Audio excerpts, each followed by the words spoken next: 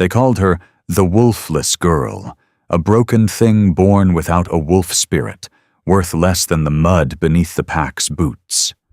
For 19 years, Seren had endured the cruelty of the Ashvale Pack, scrubbing floors, swallowing screams, wearing the iron collar that marked her as nothing.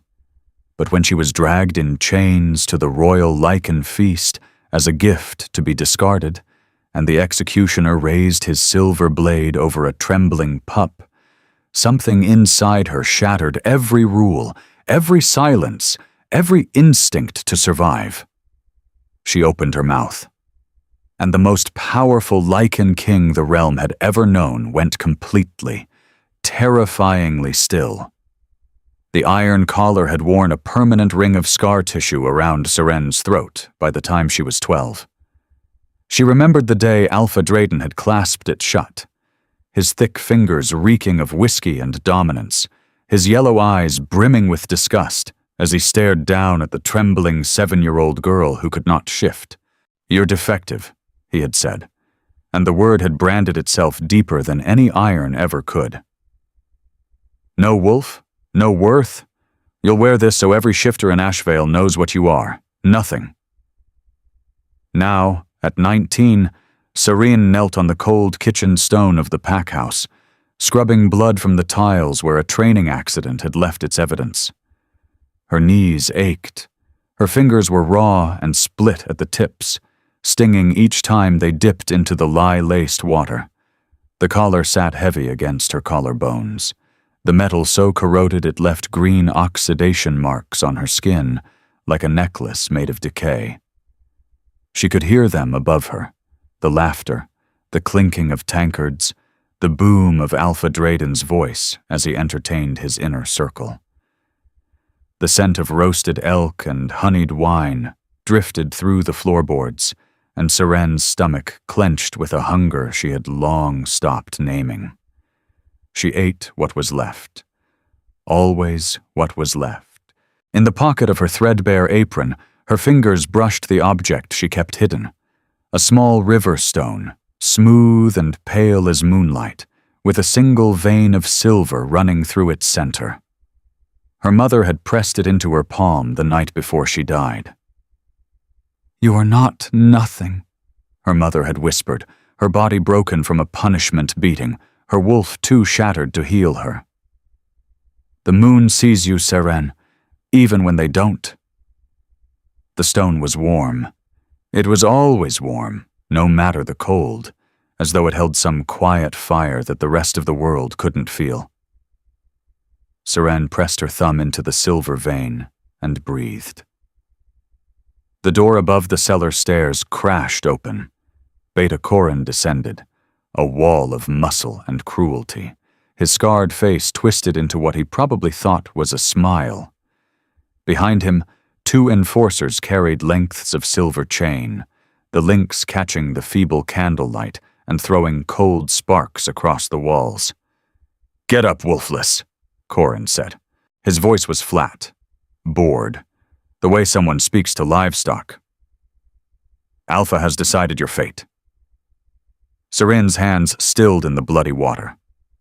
"My fate?" "The Royal Lycan Feast. King Aldrich Voss is hosting the realm's packs at Thornhold Keep." Corin's smile widened, showing canines that had elongated with casual menace. "Alpha Drayden is bringing you as a tribute gift, a demonstration of Ashvale's discipline." The enforcers stepped forward, the silver chains uncoiled like sleeping serpents brought to life. Seren did not run. There was nowhere to run. There had never been anywhere to run. She placed her mother's stone back into her pocket, rose on aching knees, and held out her wrists. The silver burned on contact. She bit down on the inside of her cheek until she tasted copper. And she did not make a sound. She had learned, through years of meticulous suffering, that sound was a currency she could not afford to spend. As they led her up through the pack house and into the cold breath of the autumn night, Seren looked up at the sky. The moon hung fat and silver above the tree line. a harvest moon, swollen with light, indifferent and enormous. Somewhere inside her, in a place so deep she had no name for it, something stirred. Not a wolf. She'd been told 1,000 times there was no wolf, but something. A pulse, a warmth that matched the stone against her thigh. She was loaded into an iron cage on the back of a wagon, the door bolted shut with a sound like a coffin lid closing. The convoy began to move, carrying Seren toward Thornhold Keep, and toward the Lycan King, whose name was spoken only in whispers, whose power had ended wars, and whose rage had leveled mountains. She did not know that everything was about to change. She only knew the collar was cold, and the stone was warm, and somewhere above her, the moon was watching. Thornhold Keep rose from the mountain like a fist of black stone, punching through the earth's skin.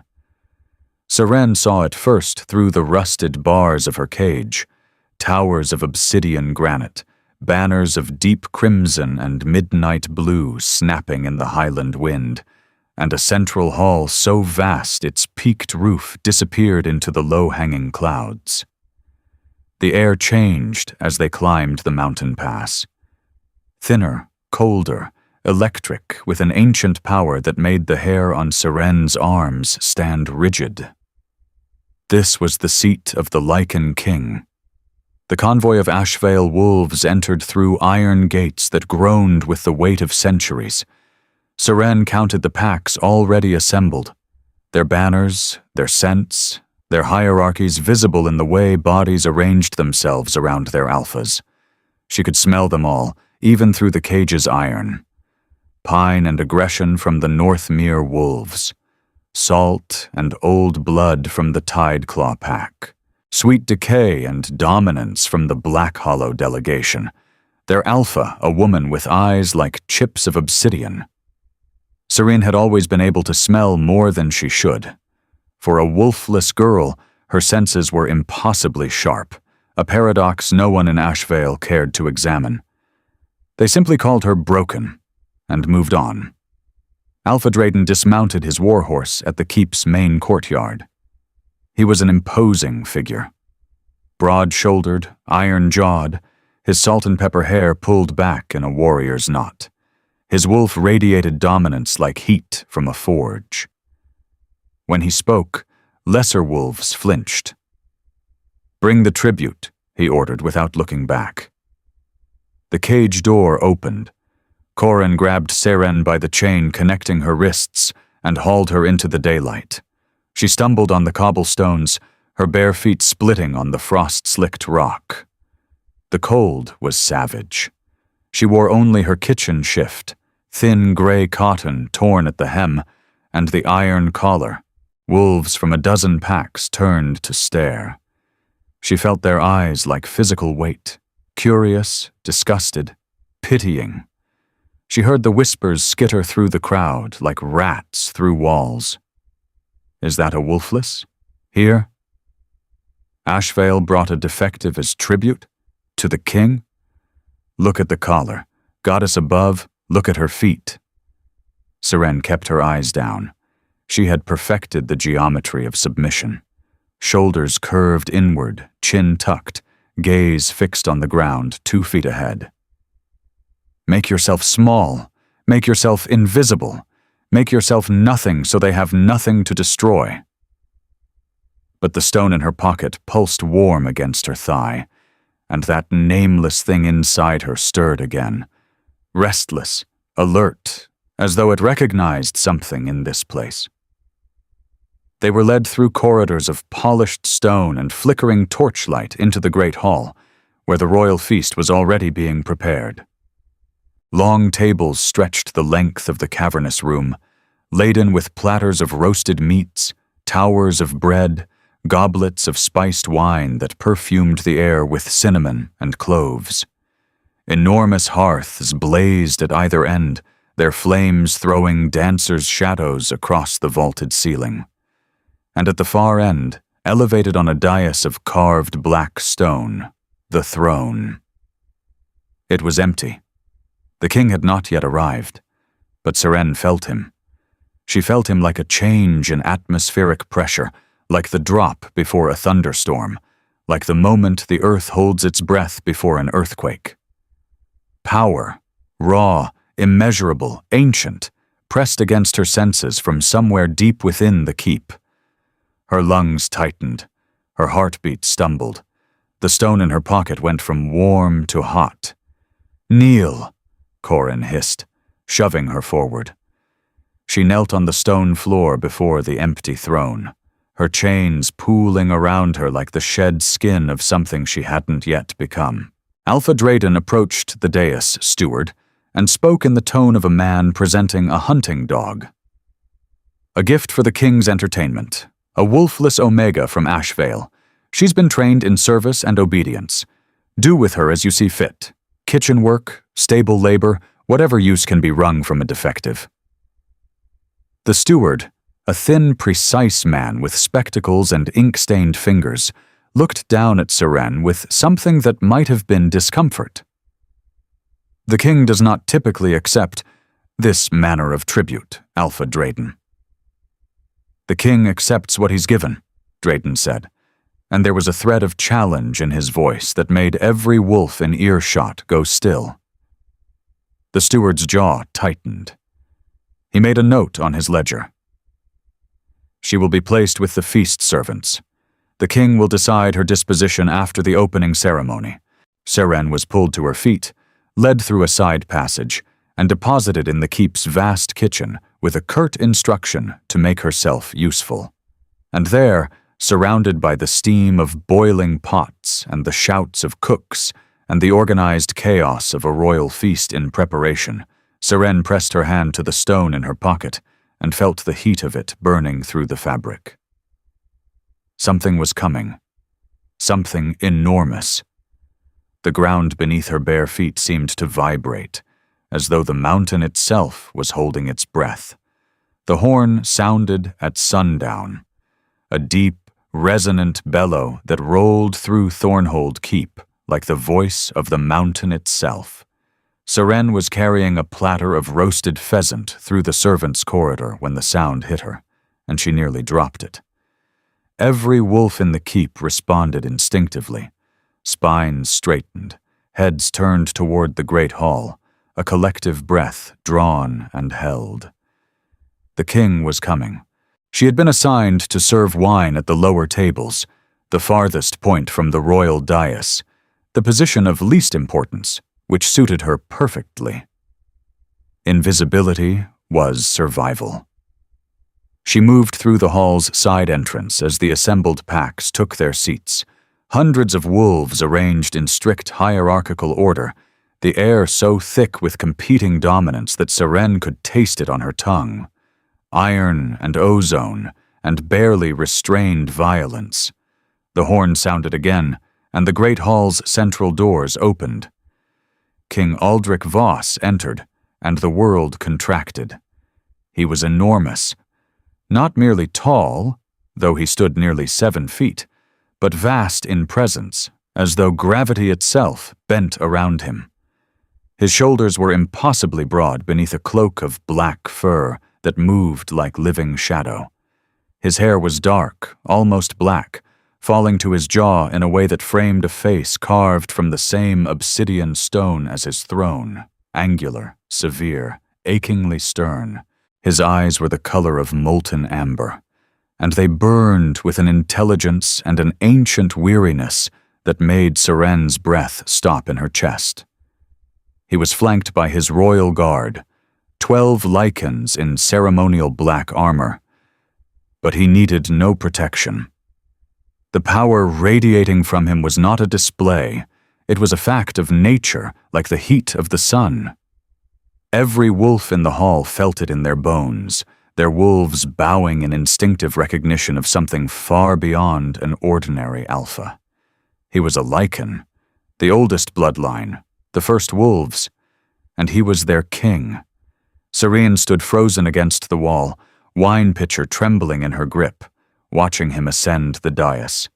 He moved with a predator's economy, no wasted motion, every step deliberate. He did not sit on the throne so much as claim it, lowering himself into the carved stone seat with the weight of centuries. The hall erupted in the formal howl of allegiance, hundreds of wolves tipping their heads back, releasing a chorus that vibrated in Seren's sternum and made her teeth ache. She could not howl. She had no wolf to give voice to. But that nameless thing inside her pressed against her ribs and screamed in silence. The feast began. Seren poured wine. She carried platters. She moved between tables like a ghost, her bare feet silent on the stone, her collar hidden beneath the rough servant's cloth she'd been given. For 2 hours, she was invisible. Safe. Nothing. Then Alpha Drayden made his mistake. He was drunk, his face flushed, his wolf riding close to the surface, his voice carrying across the hall with the dangerous volume of a man who believed himself untouchable. He had been seated at a middle table, a placement that clearly offended him, and he had been compensating with wine and bravado. "A demonstration," Drayden bellowed, rising from his seat with a tankard sloshing in his fist. "For the king's entertainment, a lesson in how Ashvale maintains discipline." He snapped his fingers, and Beta Corin dragged forward a small figure from behind the Ashvale delegation's seats. A pup, a boy, no more than 8 years old, with enormous brown eyes and a bruise blooming across his left cheek. Seren recognized him. Thomas, the son of an Ashvale Omega who had died in childbirth. The boy had been showing signs of weakness, a delayed first shift, and Drayden had been making examples of him. "This pup," Drayden announced, his voice carrying through the suddenly quiet hall, "has defied the natural order. Weak, slow, perhaps defective." He cast a pointed look toward where Seren stood frozen by a serving station. "We know how Ashvale handles defectives." Corin forced the boy to his knees. Thomas was trembling so violently that Seren could hear his small teeth chattering from 20 feet away. His scent reached her, terror and copper, and the sweet green smell of a child who had not yet learned to mask his emotions. Corin drew a blade. Silver. The metal caught the firelight and threw a cold star across the ceiling. "A mark," Drayden said, grinning at the surrounding packs. "A reminder that weakness has consequences. For the glory of Ashvale and in honor of—" He was performing. Playing to the crowd, playing to the king, demonstrating dominance like a dog marking territory in another's den. The worst kind of cruelty. Theatrical, calculated, dressed in the language of tradition. The blade descended toward the boy's arm, and Seren moved. She did not decide. There was no moment of consideration, no weighing of consequences, no consultation with the survival instinct that had kept her alive for 19 years. 1 second she was standing by the wine station, invisible, nothing, safe. The next she was running, bare feet slapping stone, chains rattling, her body putting itself between the silver blade and the trembling child with a speed that didn't feel natural, didn't feel possible, didn't feel like anything she had ever been capable of before. The stone in her pocket blazed like a coal, and from her throat, from the deepest, most buried chamber of her being, came a sound that stopped the world. "Stop!" The word detonated through the great hall like a thunderclap. Every candle flickered. Every wolf flinched. Every conversation, every breath, every heartbeat seemed to suspend in the ringing aftermath of a voice that should not have carried such power. A wolfless Omega's voice that struck the air with the force of an Alpha's command. And on his throne, 200 feet away, King Aldrich Voss froze. The silence that followed was absolute. Seren stood between Corin's raised blade and the cowering pup, her body a shield, her chest heaving, her wrists still bound in silver chain. The burning in her palms where the chain touched skin was distant, irrelevant. Every atom of her being was focused on one thing, the child behind her and the blade before her. She could feel 500 pairs of eyes on her. She could feel the shock radiating through the hall like the concentric rings of a stone dropped in still water. A wolfless Omega had just spoken with the force of a command in the great hall of the Lycan King. The impossibility of it was so absolute that no one could process it fast enough to react. No one except the king. Aldrich Voss rose from his throne, and the hall's silence deepened from absence of sound to something denser, the silence of prey animals in the presence of an apex predator. He descended the dais steps with slow, deliberate weight. Each footfall sent a tremor through the stone floor that Seren felt in her bare soles, traveling up through her bones into her hammering heart. He was crossing the hall, toward her. Seren's survival instinct screamed at her to drop, to kneel, to make herself small and hope for mercy. But the child behind her was gripping the back of her shift with small, desperate fingers, and she could feel him shaking, and the heat of the stone in her pocket was so intense it felt like it would burn through her thigh. She did not kneel. She stood. The crowd parted for the king like water before a warship's prow. Alphas who commanded hundreds dropped their eyes. Warriors who had survived decades of border wars pressed themselves back in their chairs. The very air seemed to thicken as he approached, his power not displayed but simply present. Atmospheric, inescapable, like altitude. He stopped 10 feet from Seren. Up close, the king's face was different than she'd expected.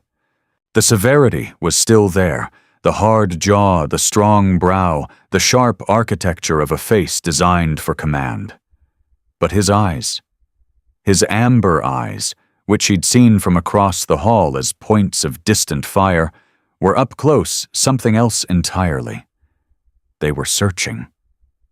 They moved across her face, the collar, the chains, the raw skin of her wrists, the split knuckles, the threadbare shift, the bare feet bleeding on the cold stone. And something changed in them. Something shifted behind that amber gaze, a tectonic movement, a fault line cracking. "Who are you?"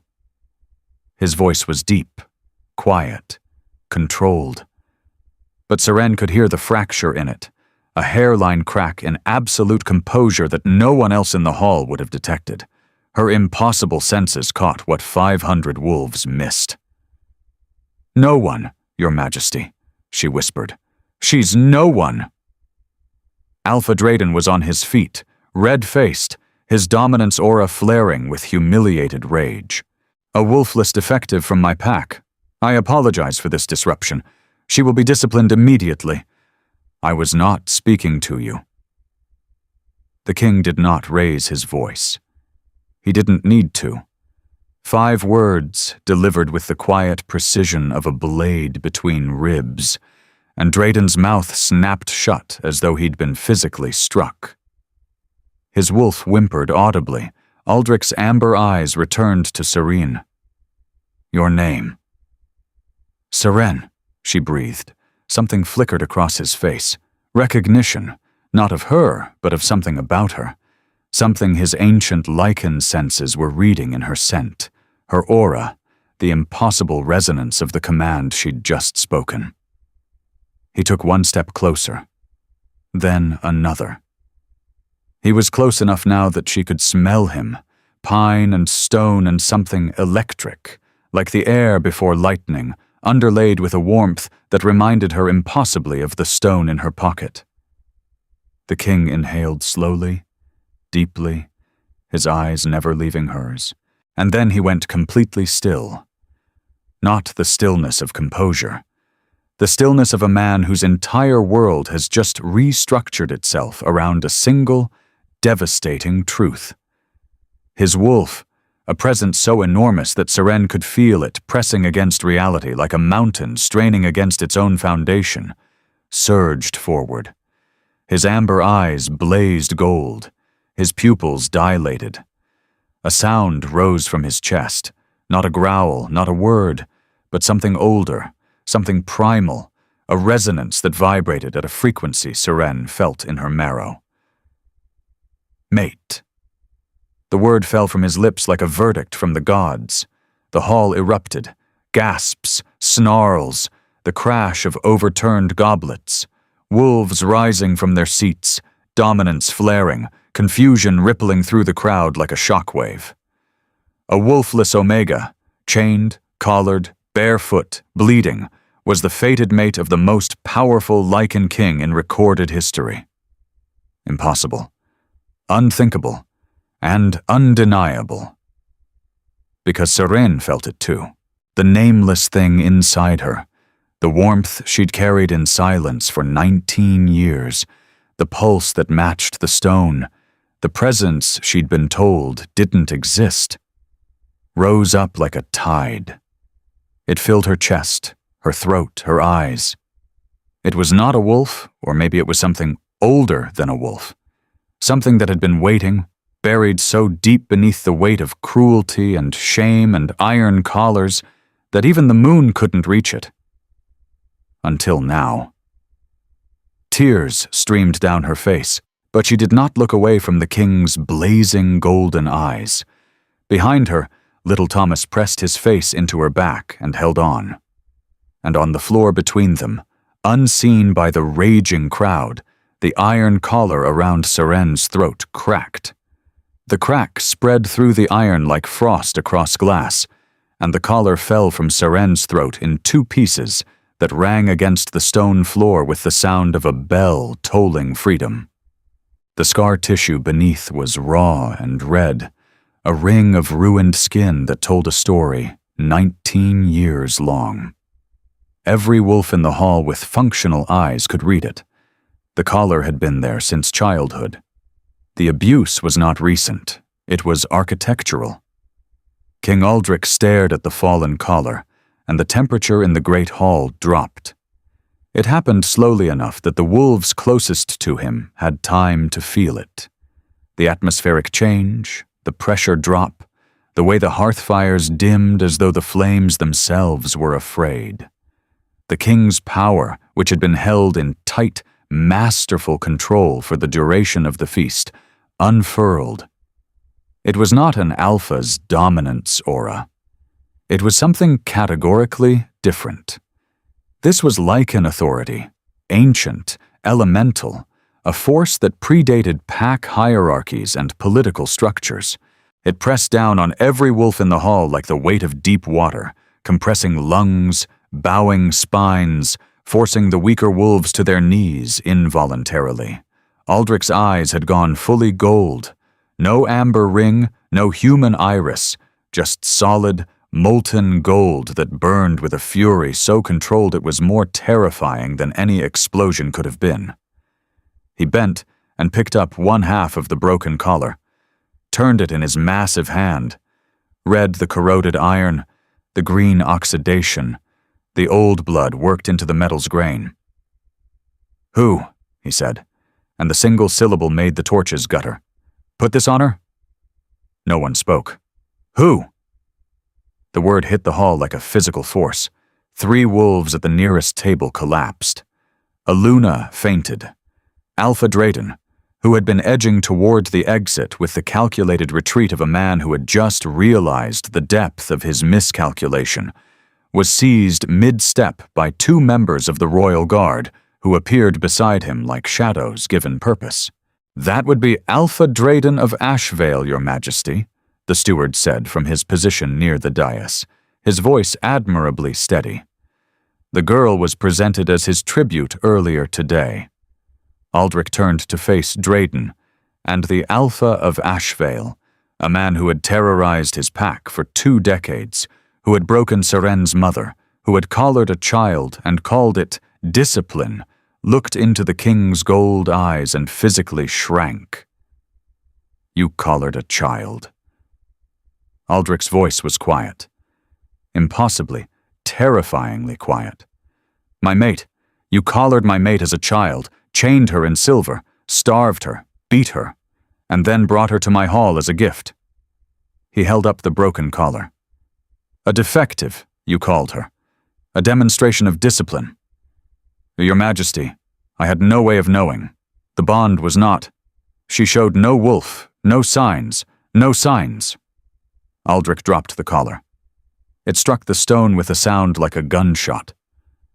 "Look at her." Every eye in the hall turned to Seren. She stood as she had been standing, straight-backed, trembling, her wrists still bound, the pup still clinging to her. Blood from her feet had pooled on the stone. Tears tracked through the grime on her face. And from the ring of scarred skin where the collar had been, something was happening. Light, faint, silvery, barely visible, like moonlight condensed into liquid and pooled in the hollows of damaged skin. The scar tissue was glowing. "She showed every sign," Aldrich said, and his voice was terrible in its gentleness. "The heightened senses of a wolfless who could somehow smell emotions. The impossible speed with which she crossed this hall. A command voice that stopped an armed beta mid-strike." He paused, and when he spoke again, his voice carried the weight of ancient knowing. Her wolf was never absent. It was suppressed, buried so deep by years of trauma and cruelty that it could not surface. Seren is not defective. She never was. He turned back to Drayden. "You broke a wolf by breaking the girl who carried her, and you have the audacity to stand in my hall and call it strength." The silence was annihilating. "Royal Guard." The king's command was ice. "Alpha Drayden of Ashvale is stripped of his title and his pack rights. He and his beta will be held for tribunal. The charge is criminal abuse of a bonded Lycan, corruption of pack authority, and violation of the King's Protection Act as it applies to minor shifters." He looked at the enforcers who had chained Seren. "All of them." The guards moved with mechanical efficiency. Drayden, for all his bluster, went pale as bone. Corin snarled, reaching for his blade, and was dropped to the floor by a single strike from a royal guard whose movements were too fast to track. Seren watched it all from inside a ringing silence that might have been shock or might have been the sound of a cage door finally, irrevocably, opening. Then the king turned back to her, and his face, that severe, carved, commanding face, softened. Not dramatically, not theatrically, but with the small, devastating gentleness of a man who understood that the woman before him had been taught to fear every form of power, including his. He knelt. The Lycan King, in his own great hall before 500 wolves, knelt on the cold stone before a barefoot, bleeding Omega. "I am going to remove these chains," he said softly, holding up his hands so she could see them. "May I?" Seren looked down at his upturned palms, enormous, scarred, capable of unspeakable violence, and saw in them an offering she had never been given by any hand in her life. "Choice." She nodded. His fingers were impossibly gentle as they unwound the silver from her wrists. Where the metal had burned her skin, he cradled her hands as though they were made of spun glass, his thumbs tracing the edges of the wounds with a tenderness that cracked something open inside her chest. The tears came harder then, silent, unstoppable, and she did not try to hold them back. Behind her, little Thomas finally let go of her shift and peered around her hip at the kneeling king. "Are you going to help her?" the boy asked, with the frank directness of a child. Aldrich looked at the pup, and the ghost of something almost unbearable crossed his features. "Yes," he said, "I am." He rose, and gently, so gently, draped his black fur cloak around Seren's trembling shoulders. The warmth was immediate, encompassing. It smelled of pine and stone and lightning, and it wrapped around her like an answer to a question she hadn't known she was asking. In her pocket, the moonstone pulsed once, hot as a heartbeat, then slowly began to cool. 3 days passed in Thornhold Keep, and Seren learned that gentleness could be as disorienting as cruelty. She had been given chambers, not servants' quarters, but actual rooms in the royal wing, with a bed so soft she slept on the floor the first night, because the mattress felt like a trap. A healer named Maren, an elderly she-wolf with silver-streaked hair and hands that smelled of lavender and calendula, had treated her feet, her wrists, and the collar scar with poultices that tingled with moon-charged herbs. "The scar tissue is old," Maren had murmured, her fingers gentle as she applied the salve. "But the damage goes deeper than skin. Your wolf has been dormant, child, locked away. The trauma created a wall between you and her, a survival mechanism. Your spirit chose to protect your wolf by hiding her, even from you." "I don't have a wolf," Seren had whispered. The words were automatic, a prayer she had been taught to recite. Maren had looked at her with ancient, knowing eyes. "You have been told that by people who could not see what they were looking at. You are going to need to unlearn their blindness." On the third evening, a knock came at her door, soft, respectful, nothing like the kicks and shouts she was accustomed to. "Seren," the king's voice, muffled by oak. "May I walk with you?" She opened the door. He stood in the corridor, dressed simply, no crown, no ceremonial cloak, just a dark tunic and trousers that did nothing to diminish his immense physical presence. His amber eyes found hers, and she felt the mate bond pulse between them like a second heartbeat. She had not yet accepted the bond. He had not asked her to. "There is a place I would like to show you," he said, "if you are willing."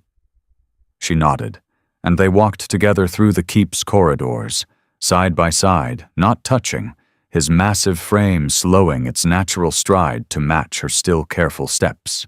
Wolves they passed bowed to the king and looked at Seren with open curiosity, but Aldrich's presence beside her was a shield more effective than any wall. He led her through a door hidden behind a tapestry, up a winding staircase carved into the mountain's living rock, and out onto a terrace she hadn't known existed. The Moon Garden.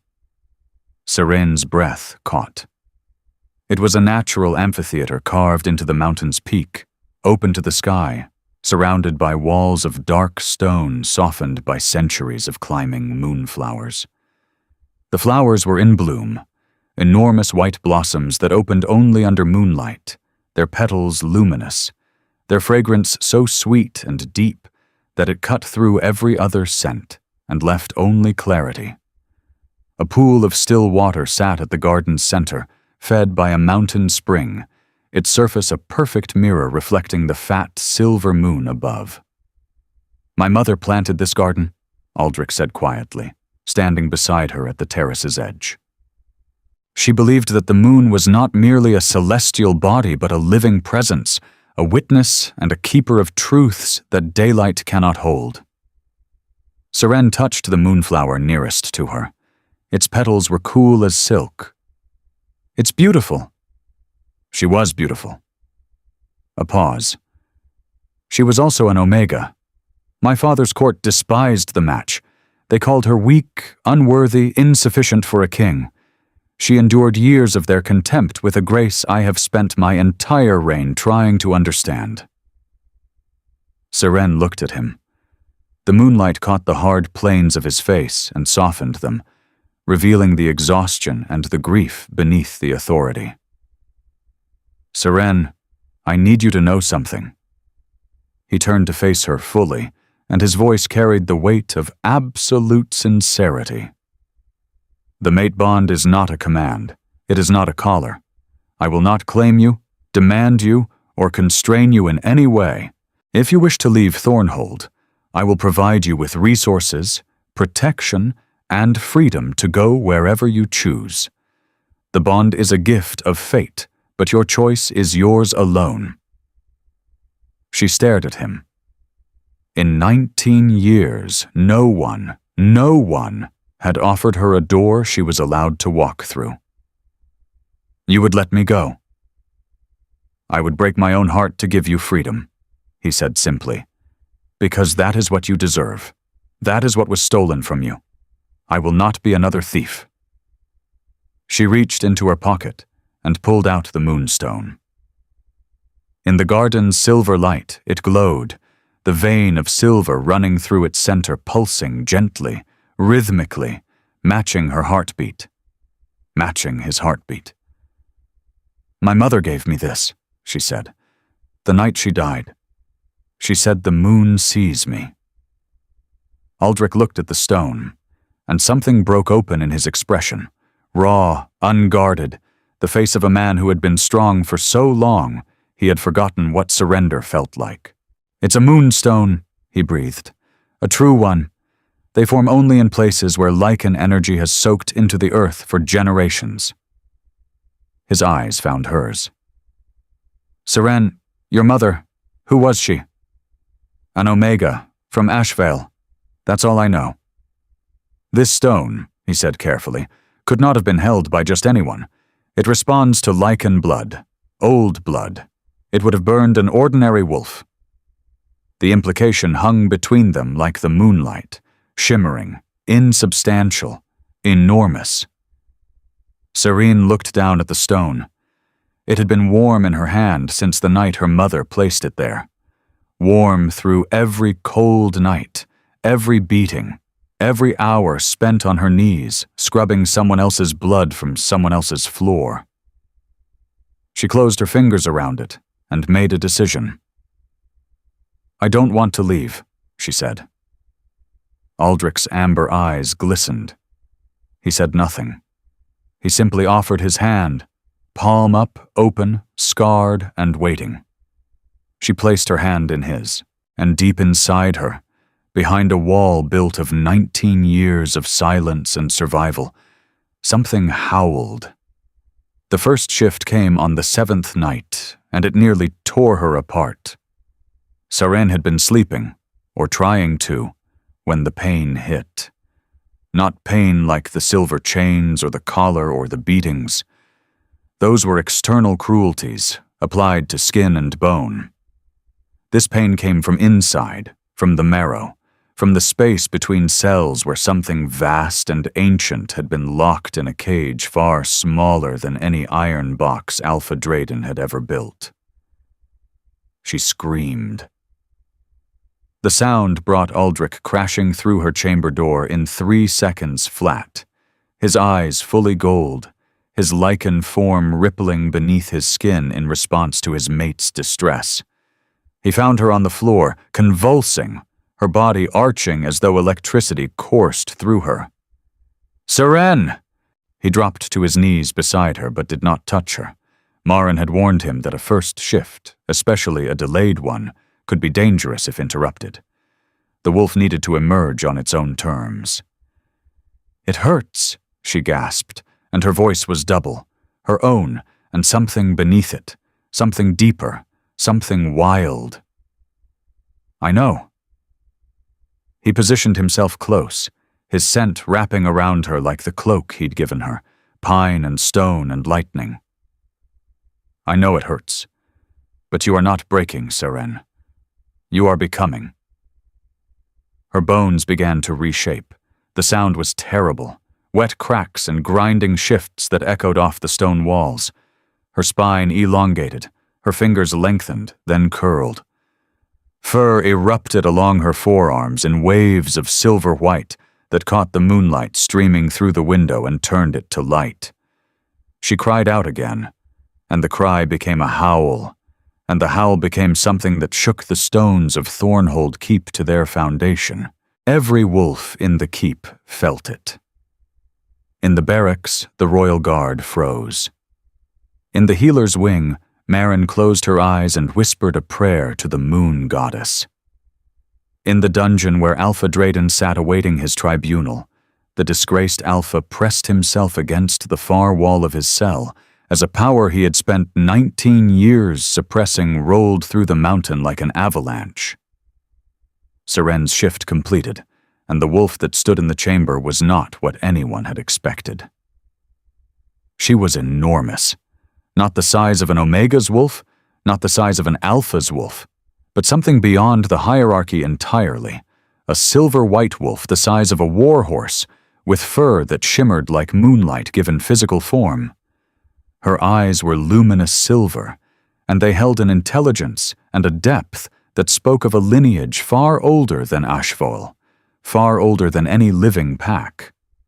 Aldrich stared at her, and for the first time in his long life, the Lycan King was speechless. "A moonblood," Maren breathed from the doorway, where she had arrived in her night robe with herbs clutched to her chest. "Goddess preserve us, she's a moonblood." The word rippled through the keep like a stone dropped in still water. Moonblood, the rarest of Lycan bloodlines, thought extinct for centuries. Wolves who drew their power not from pack rank or physical dominance, but directly from the moon itself. Wolves who could heal with their presence, command without authority, and whose mere existence balanced the forces that held the shifter world together. Seren's mother had not been an ordinary Omega. She had been a moonblood in hiding, a woman who had buried herself in the smallest, cruelest pack she could find, suppressing her power, giving up her identity to protect her daughter from those who would have hunted them both. And the moonstone, the stone that had been warm in Seren's pocket for 12 years, was a moonblood's heartstone, a crystallized piece of ancestral power passed from mother to daughter, waiting for the moment the air was ready to carry what it contained. The silver wolf that was Seren raised her enormous head and looked at Aldrich.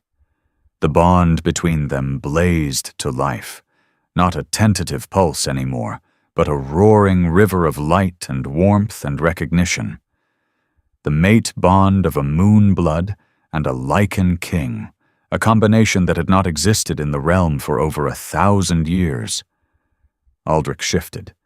His Lycan form was monstrous, jet black, standing 8 feet at the shoulder, radiating the kind of power that bent light and compressed air. But when his black wolf approached her silver one, he moved with the careful delicacy of a creature handling something infinitely precious. He pressed his forehead to hers. The contact sent a shockwave through the bond, a burst of shared memory and emotion that leveled them both. She felt his centuries of loneliness, the weight of his crown, the grief of a mother he'd lost too young. He felt her years of pain, the collar, the hunger, the stone held tight in a pocket as a talisman against despair.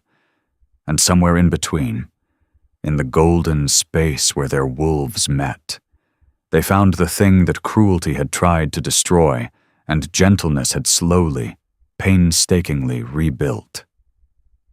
Trust. Seren's wolf pressed closer to his, and the silver light from her fur bled into his darkness, and the darkness folded around the silver, and for one suspended moment, the moon garden's flowers bloomed out of season, every moonflower on the mountain opening at once in a cascade of white petals and impossible fragrance.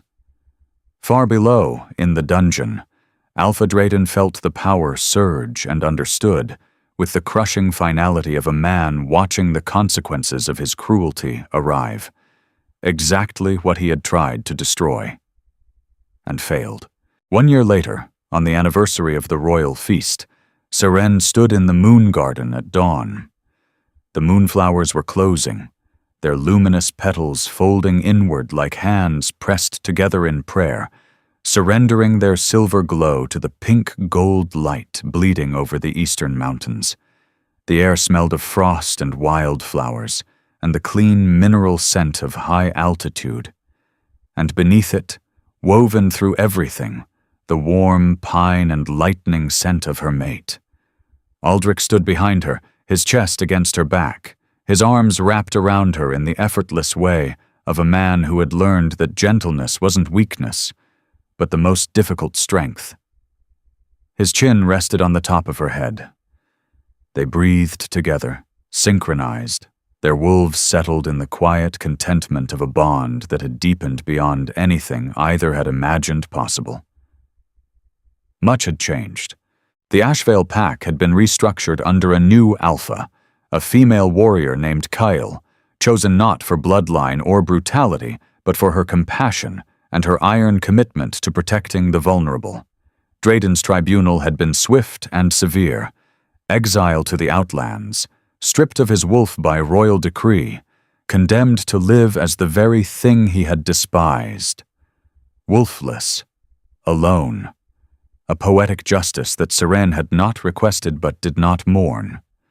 Corin and the enforcers had received lesser sentences, imprisonment, rehabilitation, forced service to the wolves they had abused.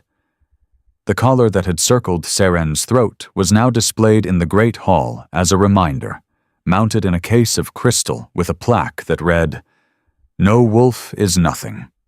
Thomas, the pup from the feast, had been adopted into the royal household. He followed Seren through the keep like a small, determined shadow, and his first shift, when it came 3 months after the feast, had been clean and strong and joyful, a brown wolf pup with oversized paws, who had howled his first howl directly at the moon with a confidence that made Seren weep. She had not stopped weeping some days. Maren said it was normal, that healing was not the absence of pain, but the willingness to feel it, finally, in safety. That the tears were not weakness but drainage, the body releasing what it had been forced to hold for too long. Seren had stood before the assembled packs at the winter solstice, her first public appearance as the Lycan Queen, and the silver crown on her brow had felt nothing like a collar. She had spoken not with the force of command, but with the quiet authority of someone who understood suffering from the inside and had decided to make it her life's work to unmake it in others. She had established the Haven Protocol, a network of sanctuaries throughout the realm for wolfless shifters, late bloomers, and abused pack members. Funded by the Crown, staffed by healers and guardians, operating under the direct protection of the King's law. The wolfless were no longer discarded. They were sheltered, trained, and given the time and safety their wolves needed to emerge. Because Seren's existence had proven that a silent wolf was not an absent wolf. Some wolves never shifted, and that too was declared sacred. Now in the garden, as the dawn erased the last silver threads of moonlight, Seren reached into the pocket of her gown and touched the moonstone. It was cool, not cold, never cold, but cool, resting, its work done. The silver vein still caught the light, but the desperate warmth that had sustained her through 19 years of survival had softened into something gentler. The stone no longer needed to keep her alive. She was alive. She was awake. She was whole. "What are you thinking?" Aldrich murmured against her hair. Seren turned in his arms and looked up at the face that had become her home. The strong jaw, the amber eyes, the severe lines softened by the private smile he reserved only for her. "I'm thinking about my mother," she said, "about what she gave me. Not just the stone, the belief that I was seen, even when I wasn't, even when no one else could." He pressed his lips to her forehead, gentle as the moonlight that had raised them both. "You were always seen," he said. The moon kept its promise. Below them, in the keep, Thomas's howl rose, bright, pure, unafraid, joined a moment later by other voices, other wolves, a chorus that grew and swelled until it filled the mountain and the valley and the sky. Seren closed her eyes and listened. And then, softly, she opened her mouth and howled, Her voice joined the chorus, silver bright and ancient, carrying with it the sound of every silent night, every held breath, every moment of survival that had led her to this dawn. It was not the loudest howl, or the most powerful, but it was hers, and the moon, still faintly visible in the brightening sky, seemed to glow just a little warmer. On the stone bench beside the garden pool, the moonstone rested in a patch of early light. Its surface caught the first ray of sun and the last ray of moon simultaneously, and for one brief, perfect moment, the silver vein blazed, a thin line of light connecting earth to sky, past to future, silence to song.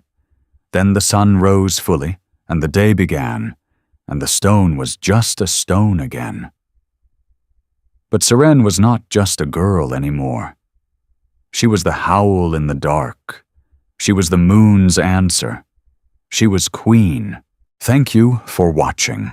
If Seren's story made you feel something, if that moment in the Great Hall gave you chills, or that final howl brought tears to your eyes, then do me a favor. Hit that like button and let the algorithm know this story deserves to be heard. Subscribe to this channel and ring that notification bell so you never miss a new tale of fated mates, hidden power, and the kind of love that breaks every chain. Drop a comment below and tell me, which moment hit you hardest? The cracking of the collar? The king kneeling? Seren's first shift? I read every single comment, and your words fuel these stories. Share this video with someone who needs to believe that even the most broken among us can become something extraordinary. New stories drop every week. Until next time, may the moon always see you.